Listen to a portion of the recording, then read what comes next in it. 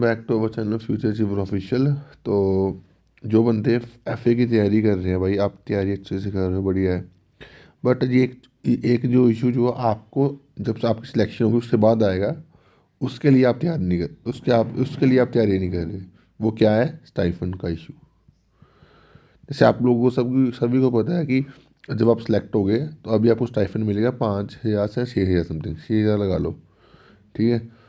तो 6,000 आज के टाइम में क्या वर्थ इट है? और जब बंदा सिलेक्शन लेके जा रहा है तो उसको सैलरी फुल मिलनी चाहिए या 6,000 मिलनी चाहिए? अब तो जो मज़दूर है वो भी 10-15 हज़ार कमा लेता है।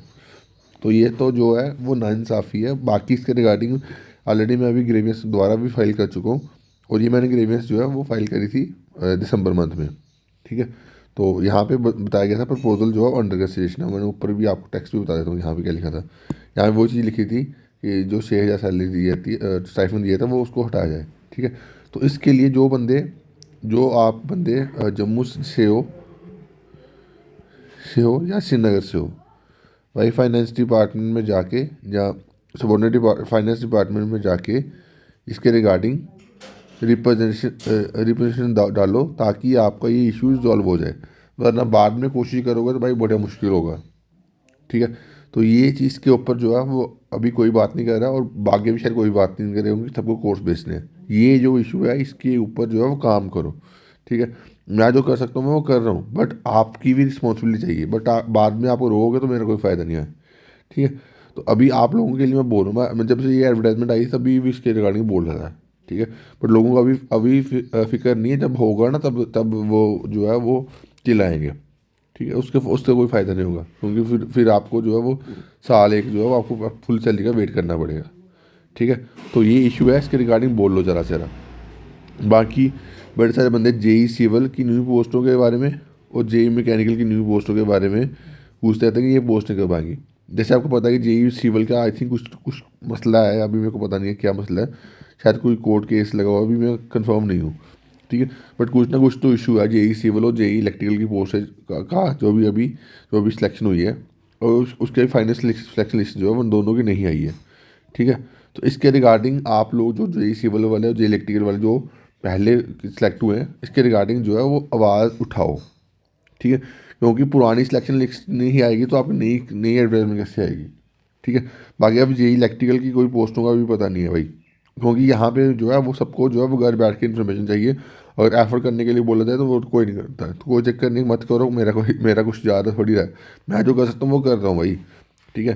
तो मेरी तरफ से जो कोई कोई कमी नहीं है। बाकी अभी फाइनेंस डिपार्टमेंट की एक्साइज एसआई और इंस्पेक्टर की पोस्ट के बारे में बड़े सारे बंदे पूछते थे, एक्साइज एसआई और इंस्पेक्टर की, ठीक है। तो ये पोस्ट है अभी जेकेएसएसबी के पास है। अभी जेकेएसएसबी क्यों नहीं एडवर्टाइज कर रहा, तो इसके रिगार्डिंग आप जेकेएसएसबी में जाके पूछो ना, क्योंकि ये जेकेएसएसबी की डोमेन है, ये मेरी तो डोमेन है ही नहीं है। तो ज़्यादा से ज़्यादा जब आप विजिट करोगे तब आपके इशूज सॉल्व होंगे। अगर नहीं विजिट करोगे तो भाई ऐसे ही आपका टाइम बर्बाद होता रहेगा, तो नुकसान आपको होगा, ठीक है। अभी आपको देखना है कि आपको क्या करना है, ठीक है। मैं अपने आपके इशू जो भी इशूज़ हैं वो उठाते रहता हूँ। अभी बड़े सारे बंदे फील्ड असिस्टेंट और फॉरेस्टर, फील्ड असिस्टेंट, फॉरेस्टर और सोशल फॉरेस्टर वर्कर, इसके एग्ज़ाम के बारे में पूछते हैं। अभी ये दो पोस्टों का जो है पहले पर्टिकुलरली मैं बात करता हूँ, फील्ड असिस्टेंट और फॉरेस्टर वाला। फील्ड असिस्टेंट और सोशल वर्कर, इसका भी डिपार्टमेंट ने आपको, जैसे मैंने पहले बताया था, डिपार्टमेंट ने बोला कि इसका एग्ज़ाम ना लो। तो आप डिपार्टमेंट में जाके जो है वो पूछो ना, डिपार्टमेंट में जाके रिप्रेजेंटेशन दो ना। क्योंकि अगर आप ये चीज़ नहीं करोगे तो भाई घर बैठ के कुछ नहीं मिलता यार। ये चीज़ आप लोगों को मैं 10 बार समझा चुका हूँ, बट आप लोग समझने में रेडी नहीं हो। और जो फॉरेस्टर वाले हैं उनका भी सेम इशू है। तो अपने जो भी कंसर्न है ना उसको उठाया करो, मीडिया में उठाया करो, ताकि आपके इशू जो है रिजॉल्व हो जाए। और फॉरेस्टर का जो 4 साल हो गए उसका कोई अता पता ही नहीं है, ठीक है। तो ये इसके रिगार्डिंग एफर्ट करना पड़ेगा, तभी आपके ये सारे इशू जो हैं, चाहे आपके एक्सरसाइज की एडवर्टाइजमेंट हो या एक्सपेक्टर की एडवर्टाइजमेंट, जो भी इशूज़ हैं, ये आपको तभी रिजॉल्व होंगे जब आप बाहर निकलोगे, बोलोगे। नहीं बोलोगे तो भाई ऐसे ज़िंदगी स्पॉइल होती रहेगी, और वो आप करते रहोगे, ठीक है। तो मेरा रिस्पॉन्सिबिलिटी है आपको अवेयर करना, आपको बोलना कि ये चीज़ करो।